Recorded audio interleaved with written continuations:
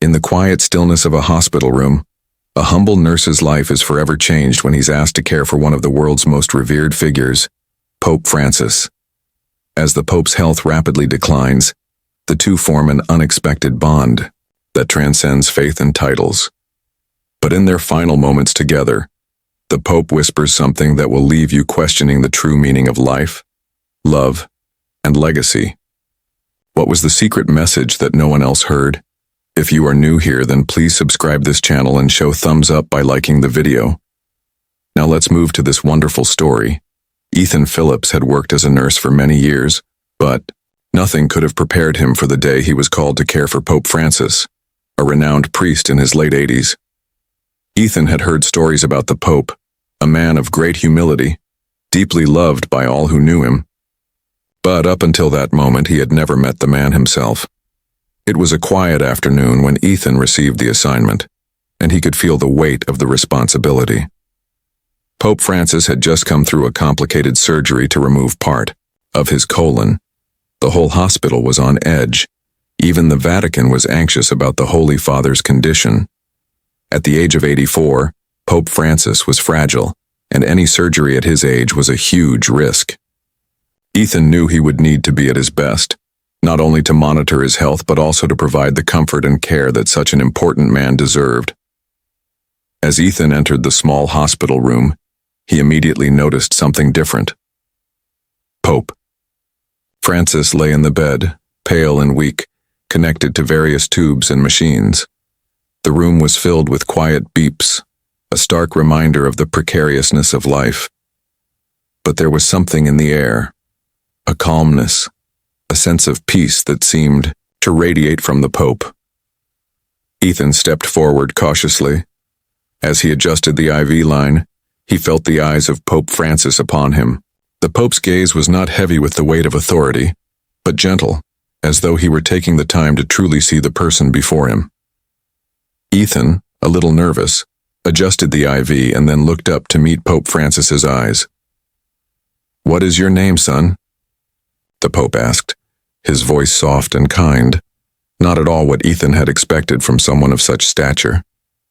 Ethan hesitated for a moment, taken aback by the simple question.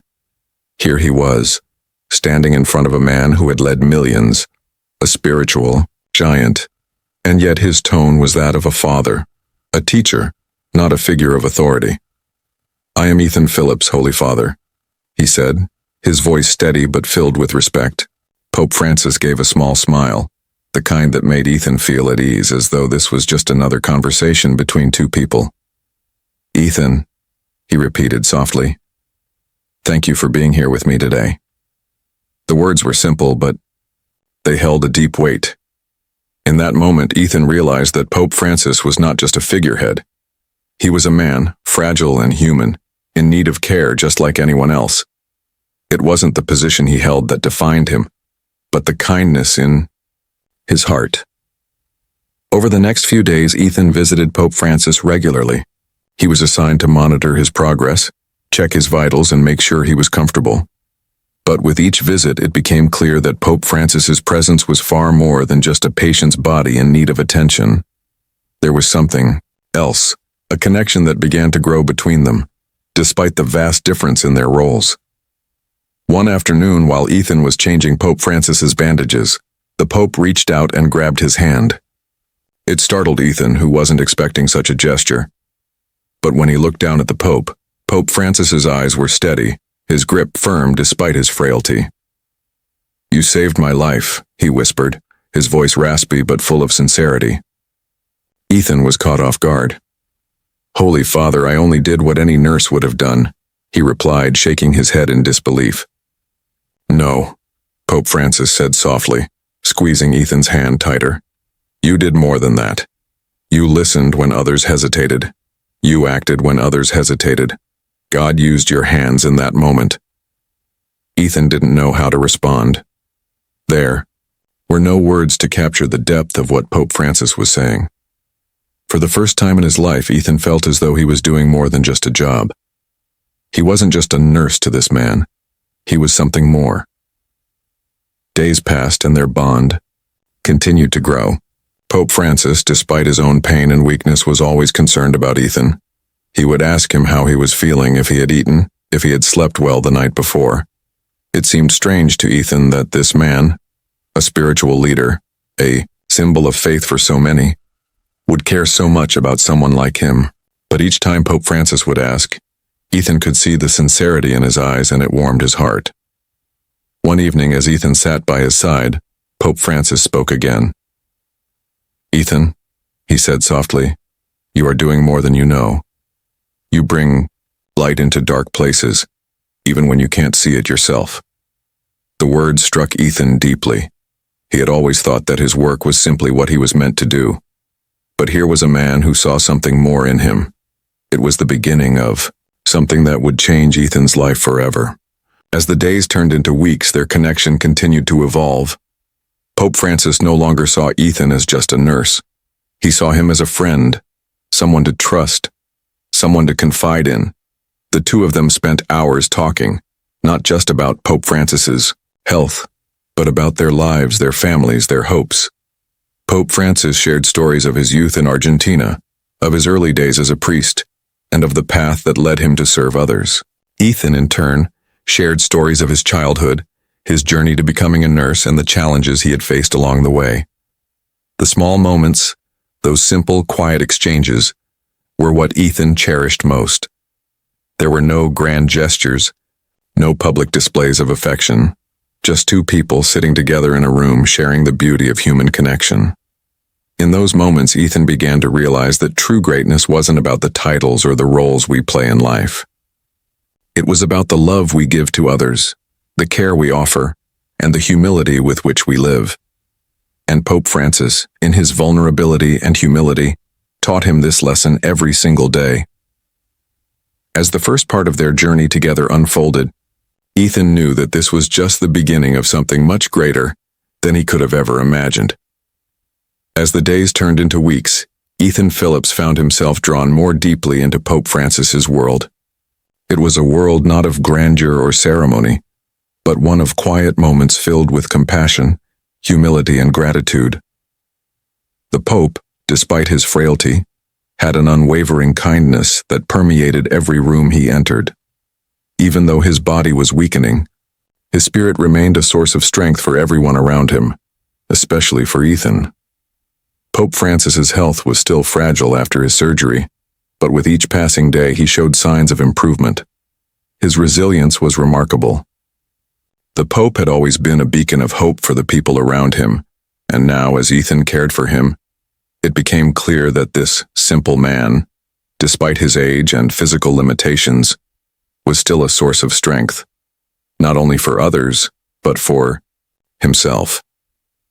Ethan's job was to ensure Pope Francis's recovery, but what began as a professional relationship quickly evolved into something more profound.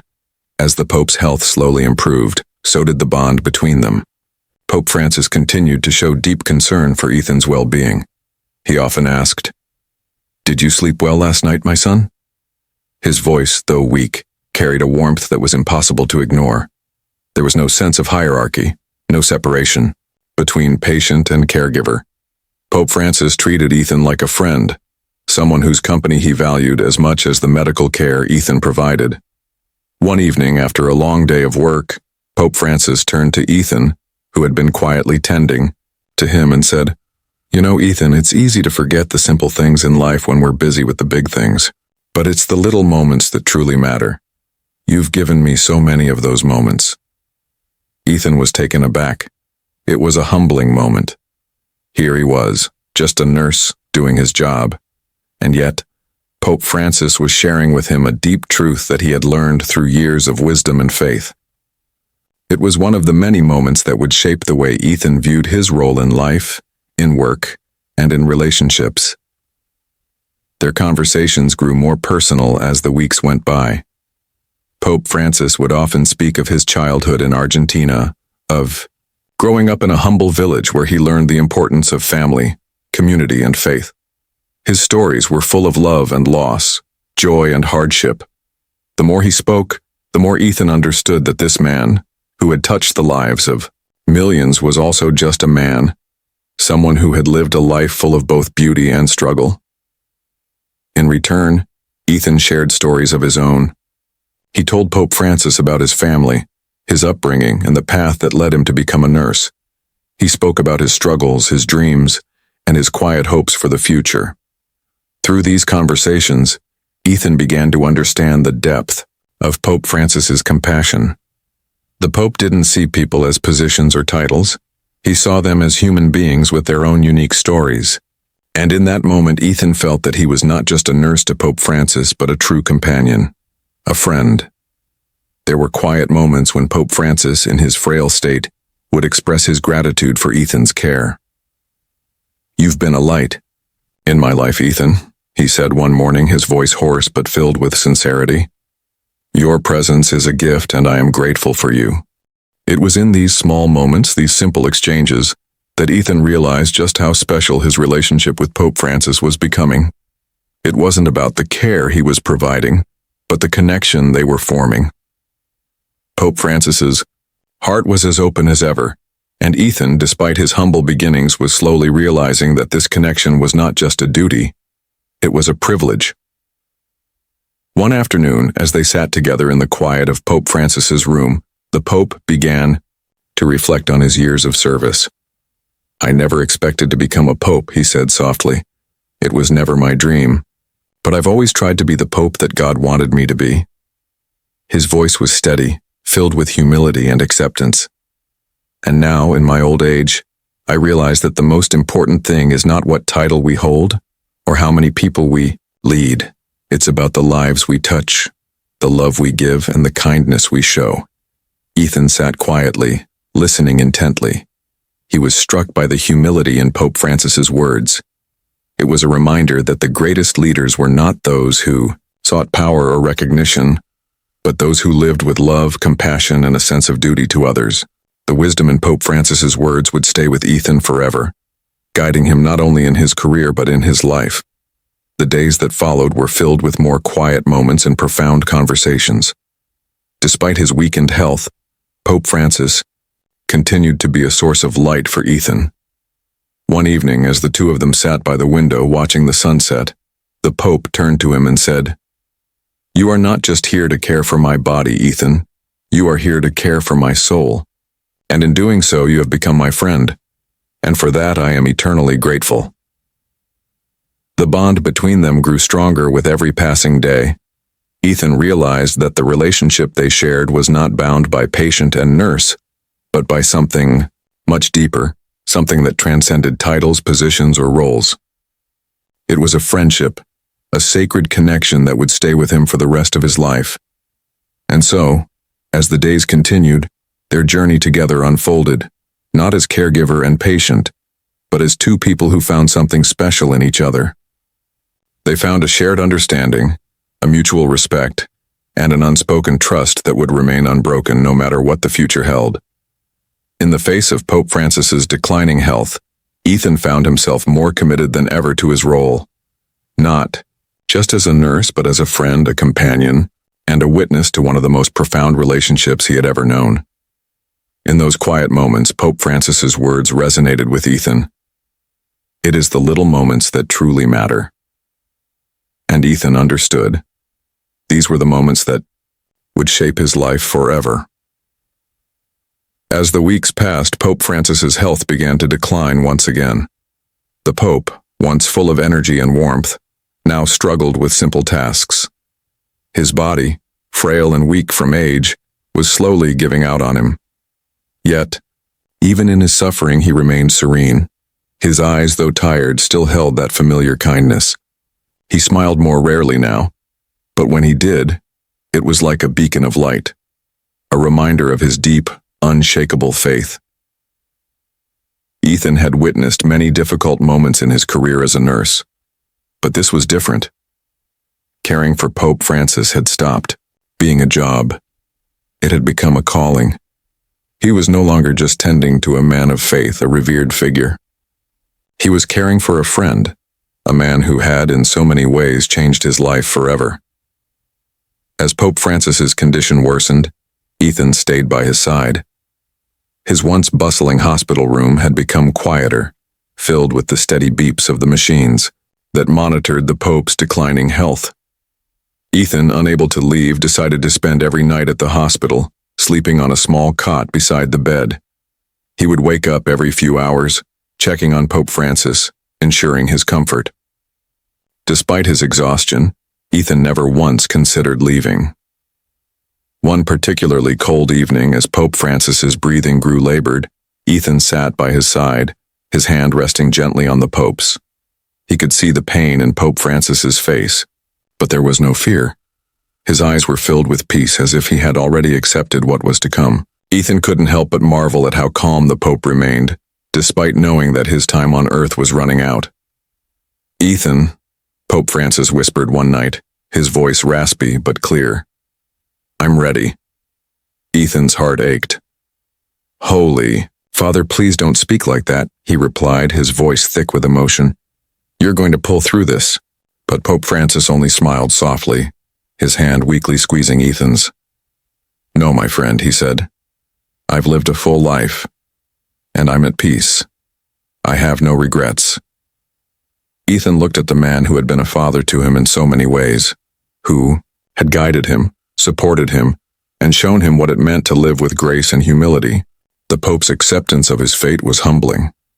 It made Ethan reflect on his own life, on the moments he had taken for granted, on the times he had failed to appreciate the small, quiet gifts life had given him.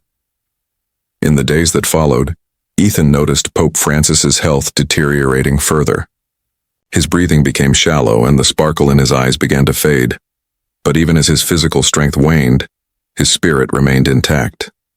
There were still moments, even in his pain, when Pope Francis would look at Ethan with a tenderness that transcended words.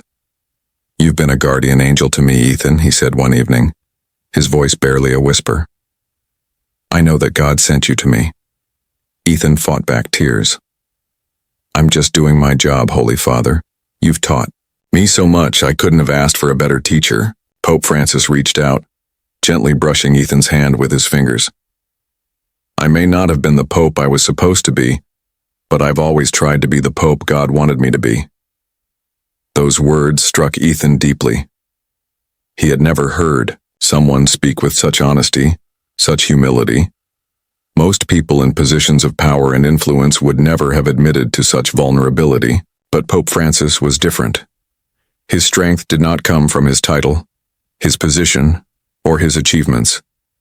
It came from his willingness to embrace his own humanity, to accept his flaws and shortcomings, and to live each day with the knowledge that his actions, no matter how small, had a profound impact on the lives of others. As the days turned into weeks, Pope Francis's health continued to decline. There were moments of hope, moments when his breathing seemed easier, his color slightly better, but they were fleeting. Ethan could feel it. He knew that Pope Francis was nearing the end. There was a heaviness in the air, a sense of finality that could not be ignored. One morning, as Ethan was checking Pope Francis's vitals, the Pope stirred in his bed. Ethan was immediately at his side, his heart racing. The Pope's breathing was labored, his chest rising and falling with great difficulty. But there was something different about his eyes. They were focused, clear, and filled with a deep sense of peace. "Ethan," Pope Francis said softly, his voice barely a whisper, "will you stay with me until the end?" Ethan's throat tightened as he nodded. "Of course, Holy Father. I'm not going anywhere." Pope Francis smiled weakly. "I've always wanted to be a good servant of God, but now I think I understand. It's not about titles, it's about love, Ethan. It's about how much love we give, how much we receive, and how much we share." Tears welled up in Ethan's eyes, but he held them back. Pope Francis had always been a teacher, even in his final days. His words, so simple and yet so profound, were a reminder of the true essence of life, the importance of love, of caring for others, and of living with kindness in a world that often forgets the value of these qualities.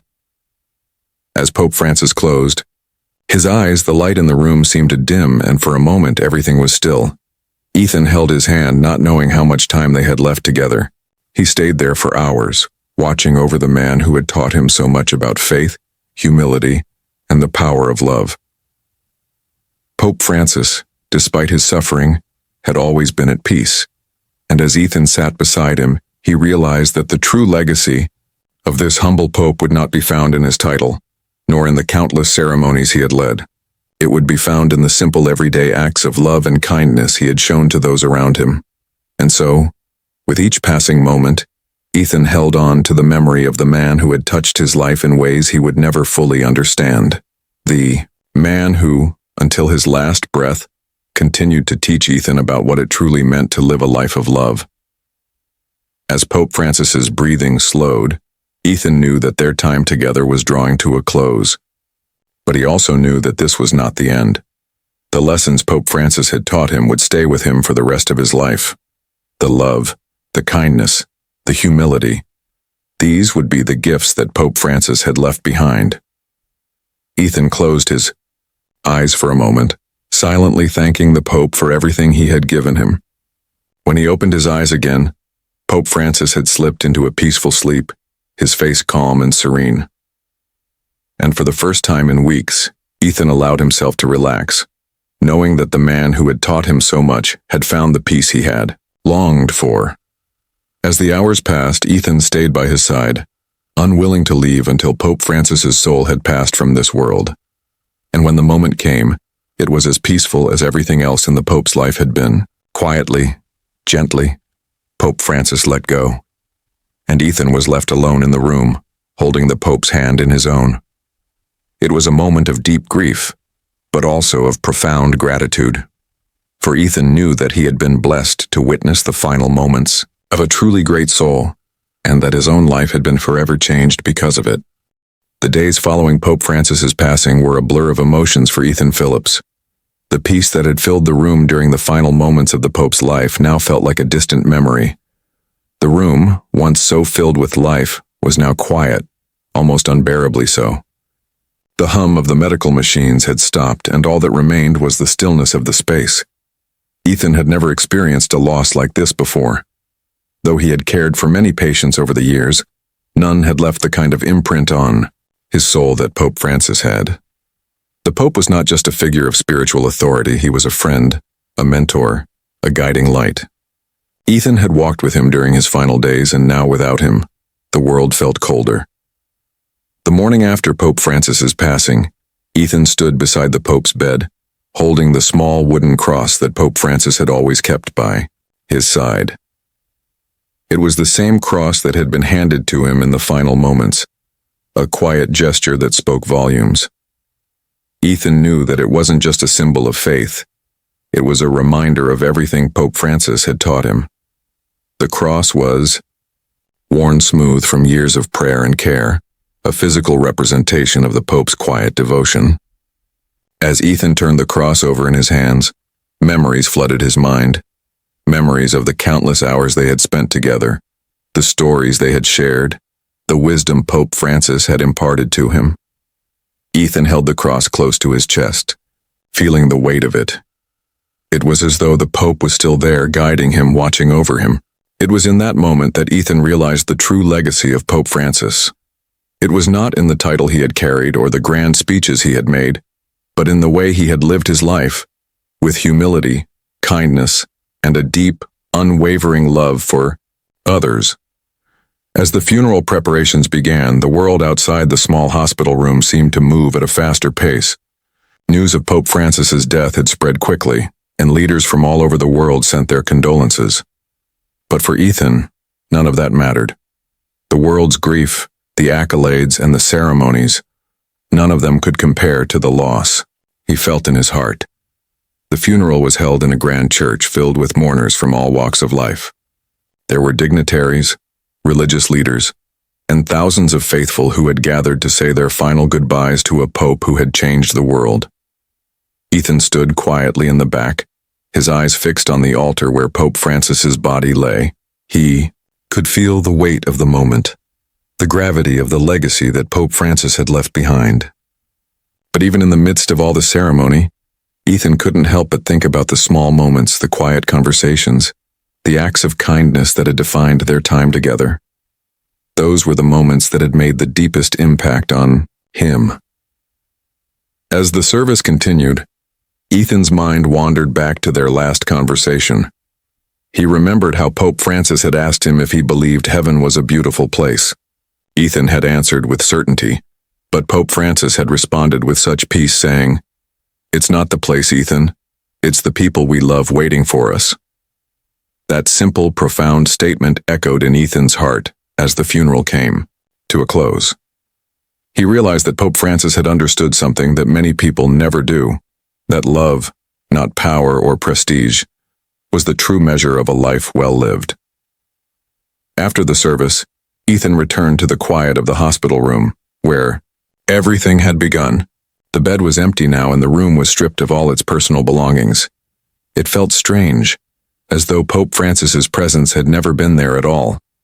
But in Ethan's heart, the Pope's legacy remained alive. A few days later, Ethan found himself in the Pope's private study. It was a room filled with books, handwritten letters, and personal mementos. As he looked around, he saw the tangible evidence of Pope Francis's life, his thoughts, his prayers, his love for the people he had served. It was then that Ethan noticed a small notebook on the desk. It was a simple, leather-bound book, its pages worn with age. He opened it, and as he flipped through the pages, he found a collection of personal reflections, prayers, and messages to loved ones. At the very back of the notebook, there was a final note, Pope Francis's last written words. It read, "In the end, it is not what we accomplish that defines us. It is the love we give, the lives we touch, and the way we show kindness in the simplest of moments. To those I have served, I leave not my titles but my gratitude. May we all live in a way that reflects the love we have received." Ethan stood there, overwhelmed by the depth of Pope Francis's words. It was as if the Pope had known, even in his final days, the lasting impact he had made on those around him. He had never sought recognition, never chased after power or influence. He had simply loved, and in doing so he had changed the lives of so many, including Ethan's. As Ethan closed the notebook, he made a promise to himself. He would honor Pope Francis's legacy by living with the same humility, compassion, and love that the Pope had shown him. He would continue to serve others, not for the recognition or the rewards, but because it was the right thing to do. That was the true lesson Pope Francis had taught him, that greatness was not about titles or achievements, but about the simple acts of kindness and love that we give to others. It was about the connections we form, the way we touch lives, and the way we make the world a little bit better by simply being kind. In the years that followed, Ethan continued his work as a nurse, but he also became more involved in his community. He reached out to those in need, offering his help, his compassion, and his time. He never sought the spotlight, but instead, he focused on making a difference in the lives of those around him. And as he went about his days, Ethan carried with him the memory of Pope Francis, his friend, his teacher, and his guide. The Pope's legacy lived on, not in the grand speeches or the ceremonial titles, but in the quiet, everyday moments of love and kindness that defined a life well lived. Pope Francis's final words stayed with Ethan. Live with love, and the rest will follow. It was a lesson that would guide him for the rest of his life, and it was a lesson he would pass on to others, just as Pope Francis had passed it on to him.